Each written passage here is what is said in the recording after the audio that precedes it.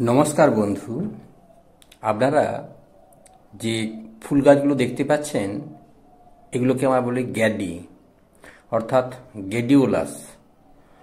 বিভিন্ন কালারের এই গ্যাডিওলাস হয়ে থাকে।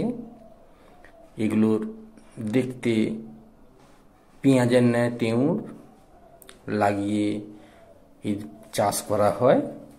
বিভিন্ন প্রজাতি অর্থাৎ কালারের হয়ে থাকে।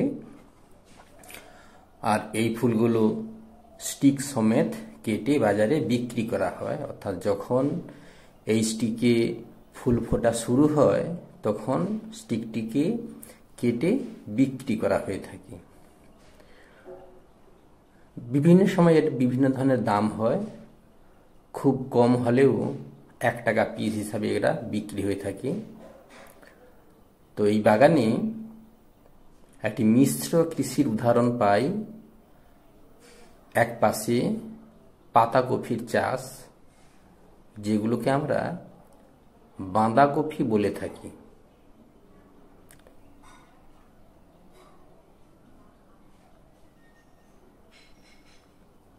বিশাল ক্ষেত্রে চাষ হয়েছে। এখানে অন্য প্রজাতির ফুলের গাছও রয়েছে।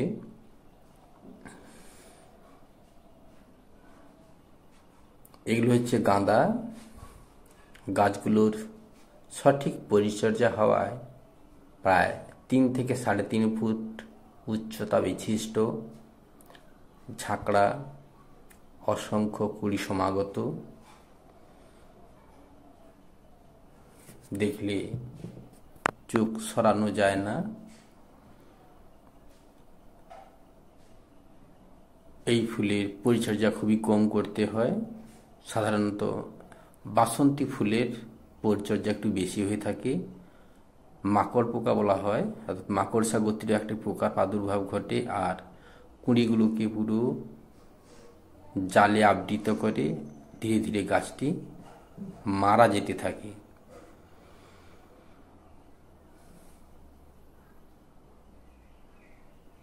যত্ন যেমন নেবেন গাছের ফুল ঠিক তেমনিভাবে হবে। দেখুন গাছটির গড়া কি ধরনের, আর প্রতিটি পর্ব থেকে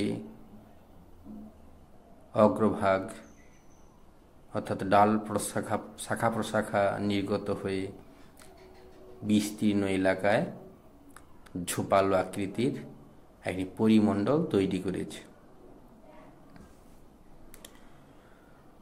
সবে ফুল ফোটা শুরু হয়েছে, তাই গাছে ফুলের তুলনায় কুঁড়ি প্রচুর লক্ষ্য পড়ছে।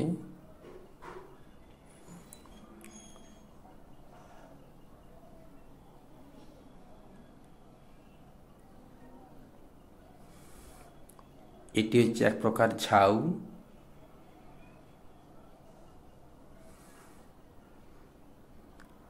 এখানে রয়েছে বিভিন্ন প্রজাতির গোলাপ। সাধারণত এই গোলাপটিকে আমরা বটম বলে থাকি। প্রচুর সংখ্যায় হয় আর সারা বছরই ফুল দিতে থাকে। কেবল সামান্য পরিচর্যার প্রয়োজন। এগুলো হচ্ছে রাঙা আলু, যেটাকে গুড়মি আলু বলা হয়, অর্থাৎ লাল গুড়মি আলু। এটি হচ্ছে হাজারি গোলাপ, অর্থাৎ ছোট ছোট ফুল হয়। গাছের অগ্রভাগে প্রচুর পরিমাণ দেখুন কিভাবে ফুল হয়ে আছে।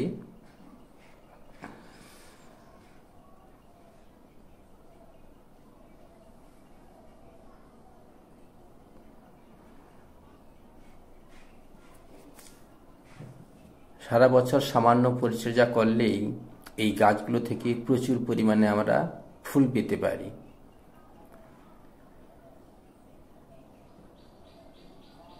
একবার লাগালে প্রায় 10 থেকে 12 বছর টানা ফুল দিতে থাকে।